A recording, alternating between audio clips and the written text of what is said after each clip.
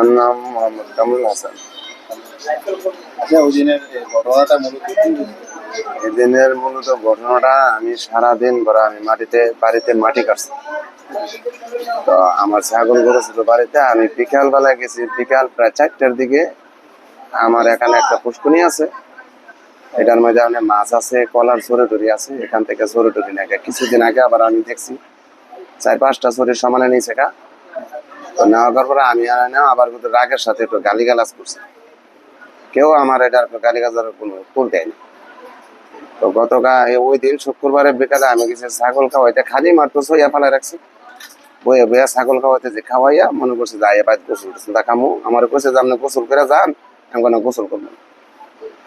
এই ভাগে একটা ছেলে আইছে, আইসে আমার কইতেছে, এই মেয়ে তোমার বাড়ি করে, আমি আমার বাড়ি পুরা কে রে, ওই যে ফাউরাটা করছি, এই ফাউরাটা হেরার অত্যাচারের জ্বালায় ফাউরাটা নিতাম না।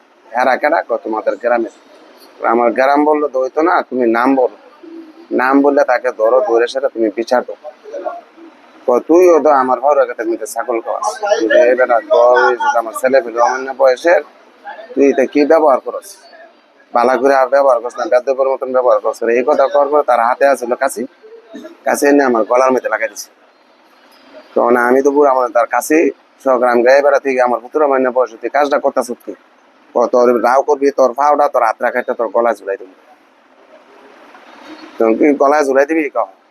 হ্যাঁ, কাছেটার মধ্যে আমি চাপাতা ধরছি পরে, হ্যাঁ আমার গলার মধ্যে দাগ আছে দেখেন, সেপাতা ধরে মাটির মধ্যে উঠা দিছে। আর সমস্ত মাটি কাটছে, আমার শরীরের মধ্যে কোনো তাকাত নাই।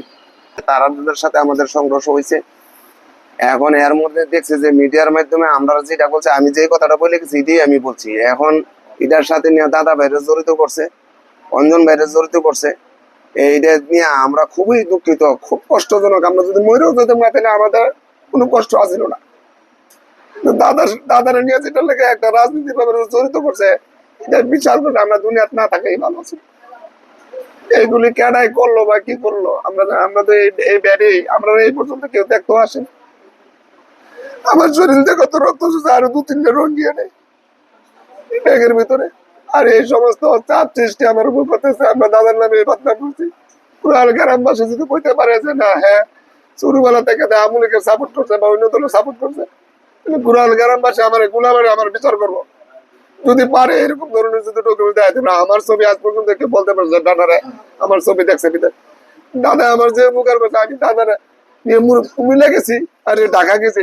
ঢাকা যাওয়ার পর আমার দাদাই কয়, নামাজের সময় নামাজ পড়, খাওয়ার সময় খাইয়া ল, তুই যা তুই যেটা লেগেছে তাই বুঝে তুই মুরাদা করতা। আমি দাদার, আমি মৃত্যুর আগ পর্যন্ত আমি বলতে পারবো না এই দাদারে নিয়ে আমার জড়িত করছে একটা রাজনীতি আছে।